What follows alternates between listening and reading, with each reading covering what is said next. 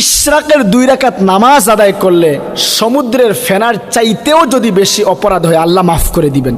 আবু দাউদ শরীফের 1287 নম্বর হাদিস। عن معاذ بن أنس الجهاني رضي الله عنه قال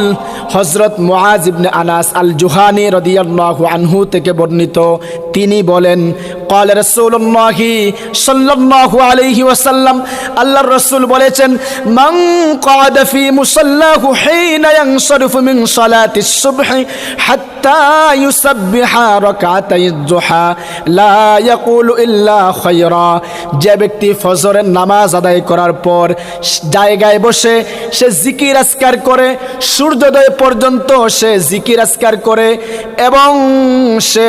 অনর্থক কোনো কথাবার্তা, অশ্লীল কোনো কথাবার্তা না বলে, যদি কথা বলে তো ভালো কথা বলে, এরপর যদি সে 2 রাকাত নফল নামাজ আদায় করে, গুফিরা লাহু খাতায়াহু ওয়া ইন কানাত আকসারা মিন জাবাদিল বাহর,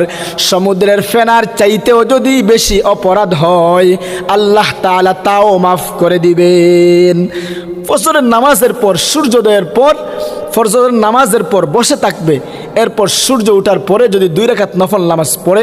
সমুদ্রের ফেনার চাইতেও বেশি অপরাধ হইলে আল্লাহ মাফ করে দিবেন।